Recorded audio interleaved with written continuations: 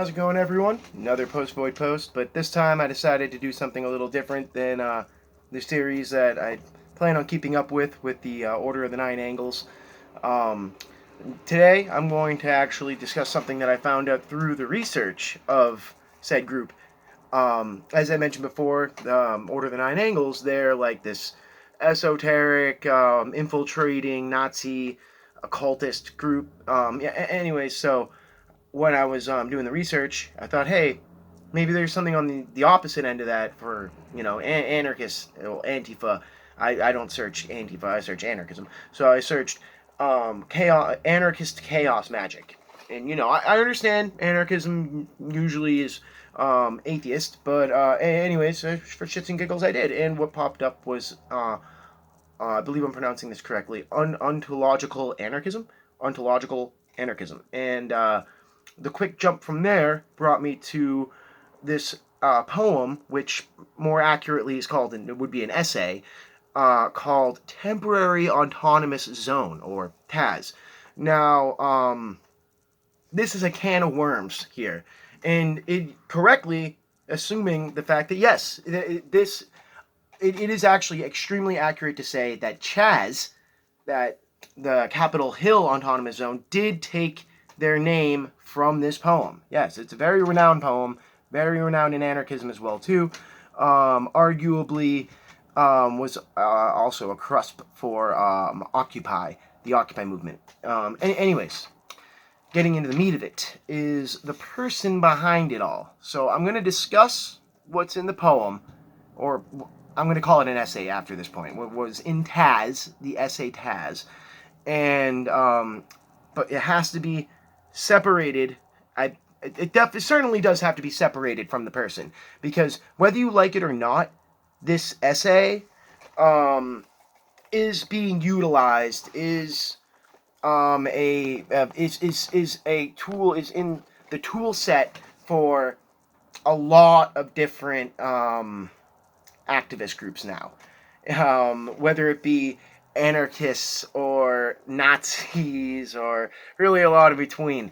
They're all kind of using this Taz model, the Antifa model, I guess you could say, the guerrilla model. But it's so I'm going to get into the person now.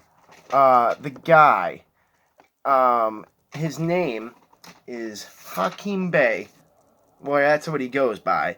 His real name is Peter Lamborn Wilson. He's 75 years old, still alive. Was born in New York City and graduated from Columbia University. And his official profession is 20th century philosopher. He's renowned in two circles. He's taught kind of in schools. He's vaguely mentioned, kind of. See, this is a situation where you really have to, it's like you kind of really want to throw the baby out with the bathwater, but like the bathwater is just like it's already been used. The bathwater's like already, like, you have to use the bathwater, so you have to just look at the fucking baby. you know? So this guy, Peter Lamborn Wilson, is also one of the major contributors to an organization called NAMBLA, which is the North American Boy Love Association. He is an open pedophile, self-toting, and a philosopher in the subject. Yes. That needs to be stated first before I talk about Taz. And yeah, so determining who you are listening to this right now, some people are going to take, I'm not trying to tote really any idea here. I'm just trying to put it out there that this is being used. And and this guy, I really do not know about this guy. I don't know if he's like some sort of weird asset, controlled opposition type of guy. I don't know. He could honestly believe this, because by listening to Taz, I wouldn't be too surprised if he just made the jump to be like, oh, well, I like little kids anyway, so this justifies it. Like, he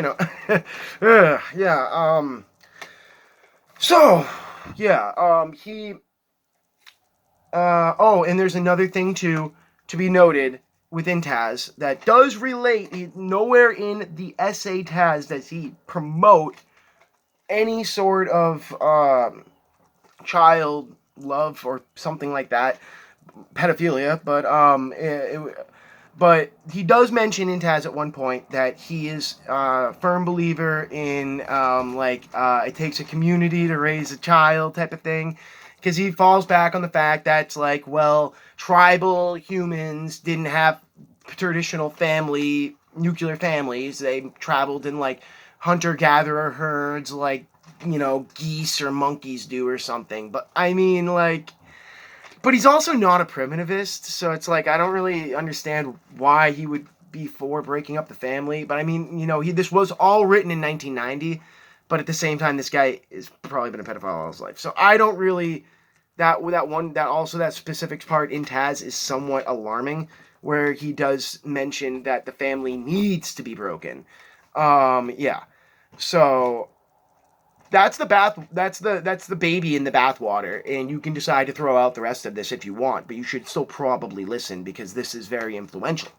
All right. So getting into it, a TAZ, a temporary autonomous zone, is I might have to do a part 2 on this. A TAZ is essentially, the difference between a TAZ and Chaz right now is that Chaz is trying to stake the land. In his essay, TAZ, from now on I'm going to completely disregard Hakeem Bey because that guy's a piece of shit. So like, I'm just gonna pretend that this thing was written by an anonymous person. Yeah. So to start off in Taz, essentially he's and I'm also, this is all my own words. I don't feel like quoting it either right now, so I'm just gonna push the main meat of it. Is that Taz's kind of pop up, and once they are announced, once a TAZ is announced, once a temporary autonomous zone is announced, which a temporary autonomous zone is essentially an area where you have free reign, free will. Do as you wilt, kind of, as long as it doesn't harm anyone else. That type of philosophy, where a TAZ that most people would be very familiar with would be, say, like at a festival, like a music festival, where you're in an area like a camp or in the middle of a crowd, and there's no security around, and you can essentially do whatever you want, but you're not gonna like freaking punch someone in the face because you're probably gonna get punched in the face back. Like, or not even like that. You wouldn't do it because, maybe you're not a shitty person, who knows? Hakeem Bey did write this. Anyways, so, he also states in the essay specifically several times that, yes, it is accurate to relate what he is talking about to a festival. So you can make the festival analogy again and again on this. TAZs have happened throughout history, and they will happen again. And specifically, he cites pirate colonies as TAZs, where pirates are some of the prime examples of what a TAZ would be. Where a TAZ, see, he never gives a specific definition of TAZs. He gives all these examples, and you can extrapolate from these examples, and he's basically like saying, oh, well, this is how you do it. You can do it this way. Like, and so pirates, what they do with pirates is they sail on their ship, and then they dock somewhere, and they settle there, but they essentially treat the ship like their home. And, even if they are on the mainland. So it's the whole point where you can set up shop somewhere, pop up real fast, but their whole skill set is the fact that essentially they strike and then run away. It's like they put their point across. A TAZ would put their, whatever a TAZ could be any political affiliation, or it doesn't even have to be political, can put their point across, have their party happen or something, and then they bounce. It's like very similar to warehouses, like rave society, where, like raves would be in warehouses, and then all of a sudden, like a cop shows up, you got to find a new rave warehouse. And this guy did write this in the 1990s, so, he's right around rave culture time. But you can see a lot of scenario. You can see this happening almost everywhere. Hell, like, I would say even the CIA used operations similar to like TAZs with like, the Merry Pranksters and stuff like that. They work very similarly too. So I'm going to try to get off he uses examples a lot. He uses another example of how He even uses the Tea Party, the Revolutionary War Tea Party, and how he argues that it was an appropriation of Native Americans to like harness that rebellious energy and also confuse, but like not necessarily confuse because they're all a bunch of white guys doing it. So it's like they were more doing it as like we are now going native and taking in like kind of he calls it going off the Coaton or whatever. It's what happened in the Roanoke colony of Virginia, where those, I know it sounds like I'm rambling, but I swear to God, this is like the poem, and like where like they where the settlers went off with the Native Americans, interbred with the Iroquois, and how the Iroquois have some blue eyes still to this day, and it is pretty much fact that there was some sort of cross civilization, cross societal, well, their society seeded into the Native American society. Yeah, so his thing is that basically Taz is the best way to have a political movement is to basically like have like bursts happen, and then they fizzle out once they're announced. I think that when they changed the name from Chaz to Chomp to occupied, what is it, position, then it got co-opted from anarchists to communists, or at least like somewhere along those lines. I also am very skeptical of the murders happening. I feel down there. I feel like it's kind of odd that those murders are happening in Chaz. I feel like it could be some people that are coming in there wanting to do it.